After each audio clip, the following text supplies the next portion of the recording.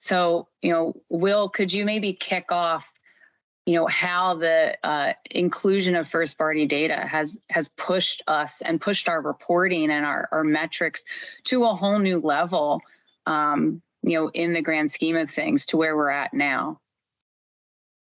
Well, I think what I would say is, first-party data is like the holy grail, if you will. It's what everyone's trying to get. And as technology and privacy and, regulations have come into play, it is a race for that first-party data, or what can they build to identify those people that are shopping on their sites. And it's radically changed, I think, the landscape of what success is measured by, right? How are they advertising against these audiences without, with complete I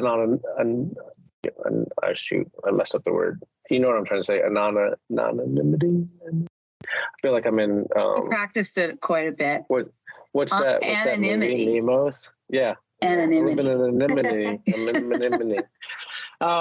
But I digress. I would just say that it has dramatically changed how advertisers target their customers. And there's been a lot more emphasis put on figuring out who versus actually just kind of throwing stuff at the wall, which is actually kind of an exciting thing to me. Yeah. Does Claudia or Jenny, do you have anything to add to that? Yeah, I think first-party data is super crucial for honestly any advertising strategy, because it does, to Will's point, enable businesses to create more relevant, targeted, and personalized campaigns. And it can also help improve your ROI. Not only that, but if you use first-party data, you own and you control your own data, which in my opinion definitely helps you maintain your data privacy and security while complying with all these, regulations that are all over the place.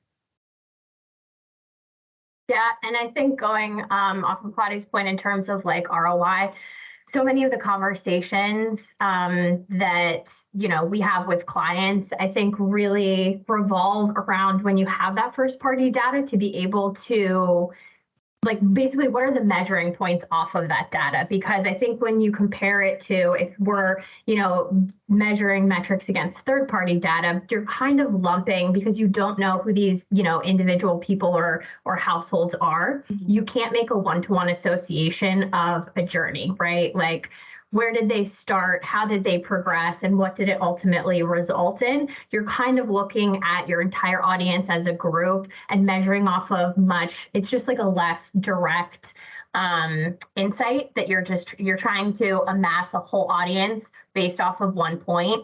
And I think that leaves a lot of room for the actual insights and outcome to be skewed, because you're not able to measure it on a one-to-one to actually get the full insight of what the consumer journey is, how they're interacting with things, and what is it ultimately resulting in.